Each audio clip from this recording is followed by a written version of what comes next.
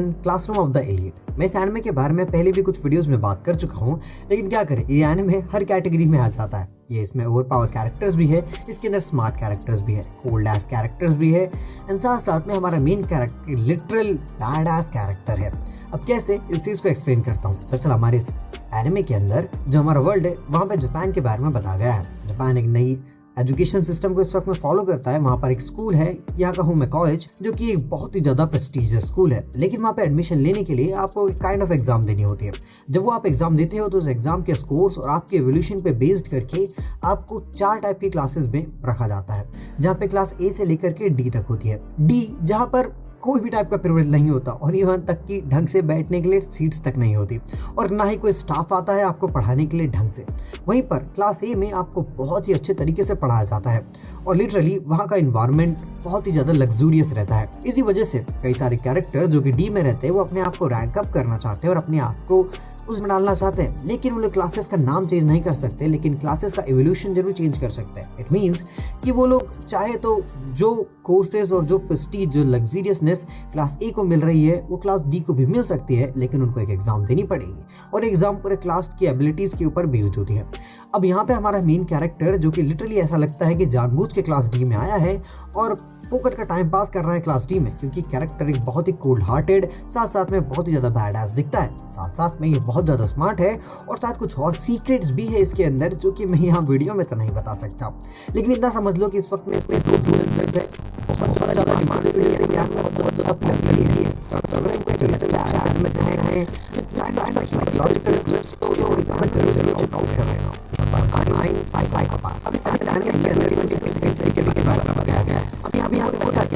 एक नई टाइप की क्रिमिनल जस्टिस को फॉलो करता है या कहूँ सिस्टम को फॉलो करता है। अब इसके अंदर होता क्या है कि जिस भी इंसान के अंदर जरा सी भी उनको इविल इंटेंशन या फिर विलेनस इंटेंशन भी दिखती है, उनको एग्जीक्यूट कर दिया जाता है, यानी कि सिंपली उनको मार दिया जाता है।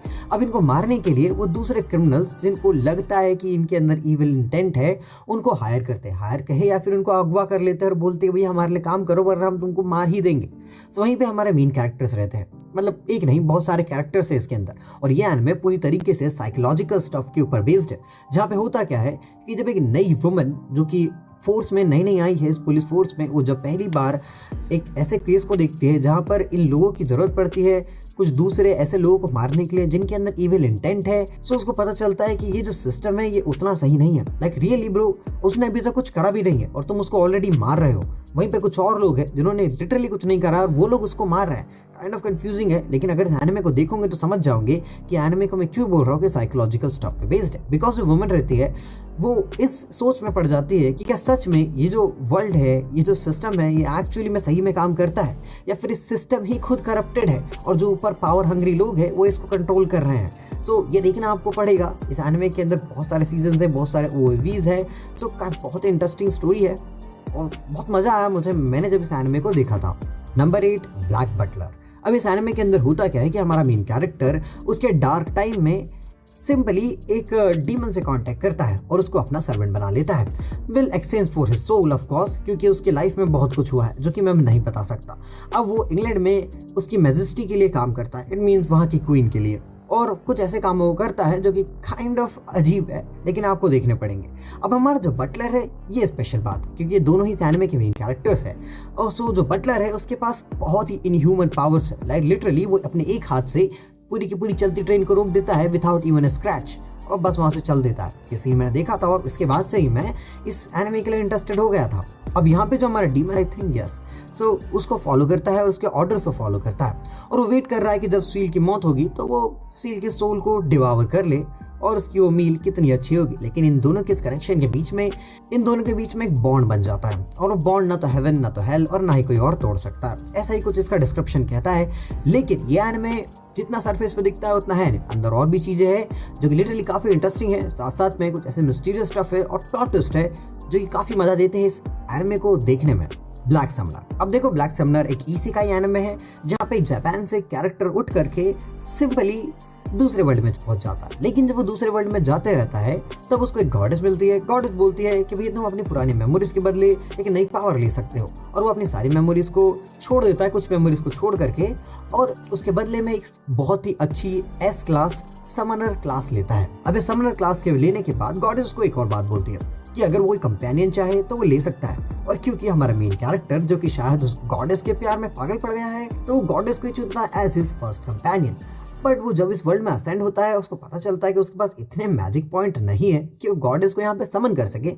सो वो अपने आप को लेवल अप करना शुरू करता है, सिंपली ग्राइंड करता है, बहुत सारा ग्राइंड, और बेसिकली ओवर पावर्ड कैरेक्टर बन जाता है। अब देखो इसकी डिस्क्रिप्शन से तो ऐसा लगता है कि बहुत ही जेनरिक इसेकाई एनिमे है जहाँ पर तुमको हैरम देखने के लिए मिलेगा, लेकिन ऐसा नहीं है कि इस एनिमे के अंदर से मेन कैरेक्टर के बारे में ही बात करी गई है।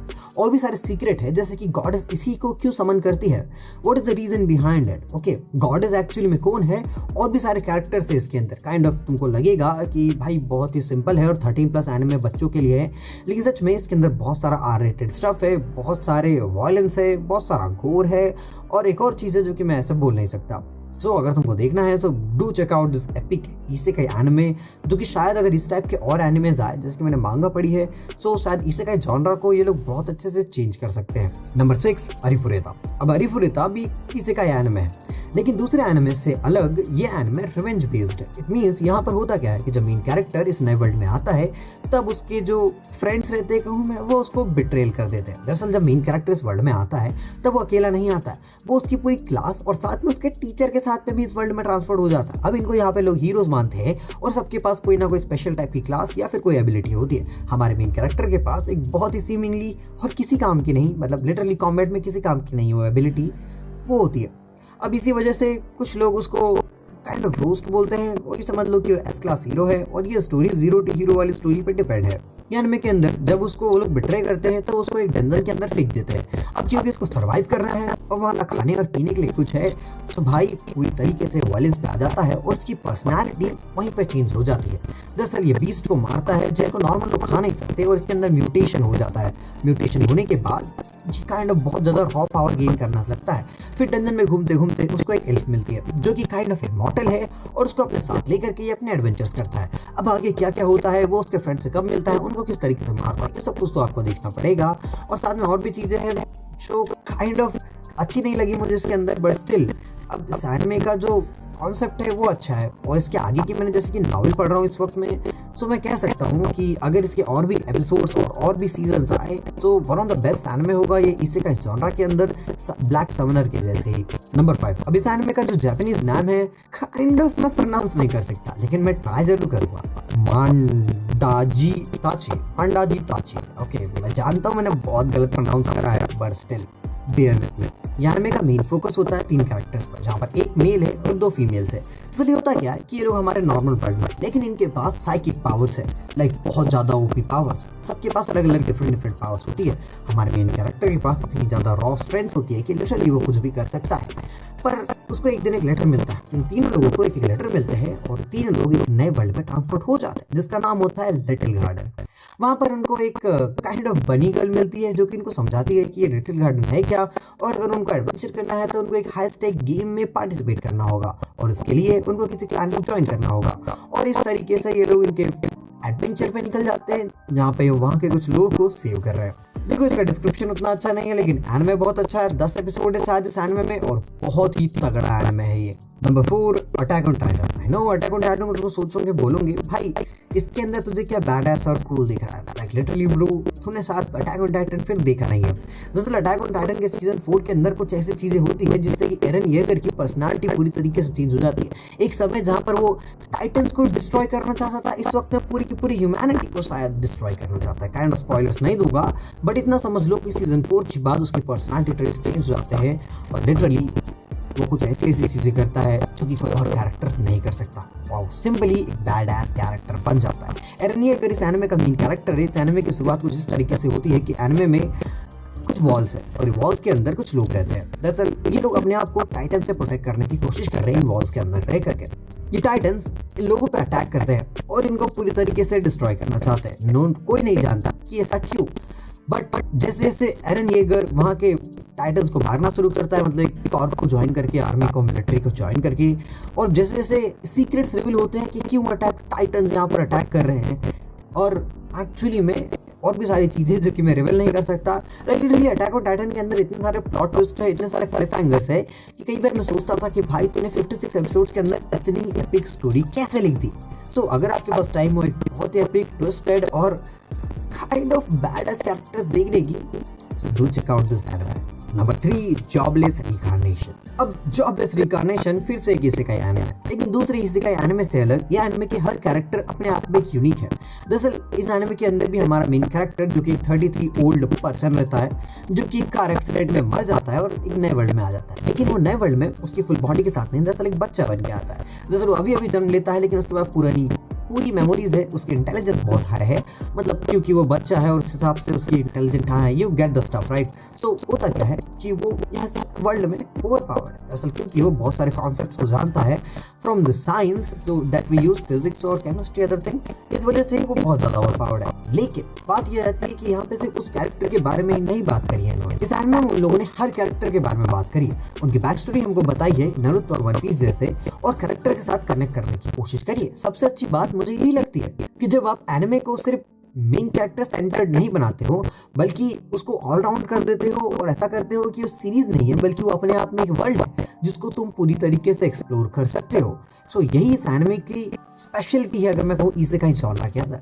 बाकी सब तो तुमको सिमिलर डिस्क्रिप्शन ही मिलेगा कि भैया वो कैसे बड़ा होता है और पावर बनता है वगैरह वगैरह, लेकिन जो स्पेशलिटी है वो मैंने बता दी। अगर आपके पास टाइम हो और एक बहुत ही इंटरेस्टिंग एनिमे देखना हो विद इंटरेस्टिंग कैरेक्टर्स, जहाँ पे मेन कैरेक्टर बहुत ज़्यादा बैडएस लगता है कभी कभी, so do check out this anime. Number 2, overlord. अब ओवरलॉर्ड का कैरेक्टर लिटिल बैडएस है, क्योंकि ये स्कल है और सो ऐसे स्केलेटन जिसके ऊपर स्कल है व्हाटएवर। और ये एनिमे भी एक्चुअली में एक इसेकाई एनिमे है। यार मैंने बहुत सारी इसेकाई एनिमेस ले लिए इस लिस्ट में, बट क्या कर सकता हूँ, बैड एस कैरेक्टर मुझे वहीं पे दिख रहे हैं ज़्यादातर। ओवरलॉर्ड की स्टोरी के अंदर कुछ ऐसा होता है कि एक गेम है, वो गेम हमारा मेन कैरेक्टर बहुत समय से खेल रहा है और अब उसका वो कैरेक्टर मैक्स लेवल पहुंच चुका है हर चीज़ में, magical, physical stat, everything, everything. वहाँ के बहुत बड़े गिल्ड का लीडर भी है। उस गिल्ड के उन लोगों ने एक बहुत ही अच्छी चीज़ बना रखी है, या सुडासाई बिल्डिंग बना रखी है उस गेम के अंदर।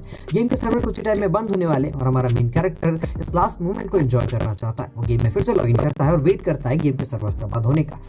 लेकिन जब गेम के सर्वर बंद होते हैं तो वो वर्ल्ड से बाहर नहीं जाता, वो वर्ल्ड में अटक जाता, और जितने भी कैरेक्टर्स जो कि उसके गेम में थे उन सब के अंदर कॉन्शियसनेस आ जाती है, मतलब वो लोग खुद के लिए सोच सकते हैं। और इसी तरीके से मेन कैरेक्टर अपने सबऑर्डिनेट्स को बोलता है कि इस वर्ल्ड को एक्सप्लोर हम लोग करेंगे और देखेंगे कि क्या कोई और भी व्यक्ति है जो कि फंसा हुआ है इस वर्ल्ड में। लेकिन उसके मेन कैरेक्टर उसके एक्सप्लोरिंग को थोड़ा गलत समझ लेते हैं और सोचते हैं कि ये बंदा वर्ल्ड डोमिनेशन करना चाहता है। और इसी तरीके से हमारे से स्कल का वर्ल्ड डोमिनेशन का प्लान स्टार्ट होता है, जहाँ पे इसको आधे टाइम खुद भी नहीं पता होता है कि प्लान है क्या, लेकिन हमें बता देता है।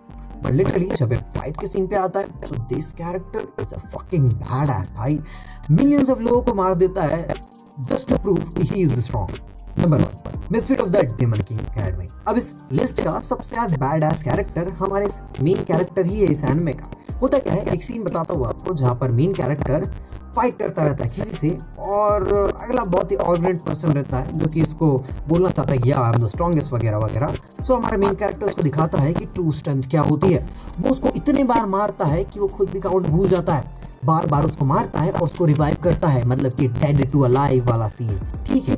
उसको मारता है, फिर जिंदा करता है, फिर मारता है, फिर जिंदा करता है, और तब तक मारता है जब तक कि वो पर्सनली हार नहीं मान लेता। इस एनिमे के अंदर होता क्या है कि 2 कैरेक्टर्स है, समझ लो कि हीरो है और एक डीमन लॉर्ड है। इन दोनों के बीच में बहुत समय से झगड़ा चल रहा है, लेकिन हीरो और डीमन लॉर्ड एक ट्रीटी पे आते हैं कि वो लोग इस वर्ल्ड को सेव करेंगे। डीमन लॉर्ड अपने आप को सैक्रिफाइस कर देता है ताकि वो ह्यूमन वर्ल्ड और डीमन वर्ल्ड के बीच में एक बैरियर को क्रिएट कर सके। अब बैरियर को क्रिएट करने के बाद डीमन लॉर्ड का एक प्लान होता है कि वो आगे जाकर रिकार्नेट होगा फिर से, और जब वो रिकार्नेट होता है वापस 3000 साल या 4000 साल, 2000 आई थिंक मैं भूल गया, लेकिन शायद 2000 था। 2000 साल बाद वो वापस रिकार्नेट जब होता है तब वो देखता है कि किसी ने वर्ल्ड की हिस्ट्री के साथ छेड़छाड़ करी है। उसकी सारी अचीवमेंट, उसने जो भी करा है वो सबको हिस्ट्री से मिटा दिया गया। कोई नहीं जानता उसका रियल नेम क्या है, और कोई नहीं जानता कि एक्चुअली में डीमन किंग कौन है। मतलब उसकी जगह कोई और आके बैठ गया है जो कि बोलता है कि उसने सब कुछ सैक्रिफाइस करा है। और लास्ट में इतना बड़ा ट्विस्ट पता चलता है कि वो एक्चुअली में है कौन। वो one of the best scene था आई थिंक। सो उसके अंदर जो मेन कैरेक्टर है वो लिटरली पावर हाउस है, और अब उसको अपने आप को प्रूफ करना है कि हाँ वो असली डीमन किंग है। तो बताओ वो कैसे प्रूफ करेगा। यस, वो एब्सोल्यूट स्ट्रेंथ दिखाता है, like literally destroying everything in his path without giving a second thought. He is a demon king after all. He can do that. So इस तरीके से इस एनिमे का एपिक जर्नी स्टार्ट होती है, जो कि आपको चेकआउट करनी चाहिए। सो आई होप आप लोगों को वीडियो पसंद आया होगा। अगर ये वीडियो पसंद आया तो इस चैनल को सब्सक्राइब जरूर कर दें।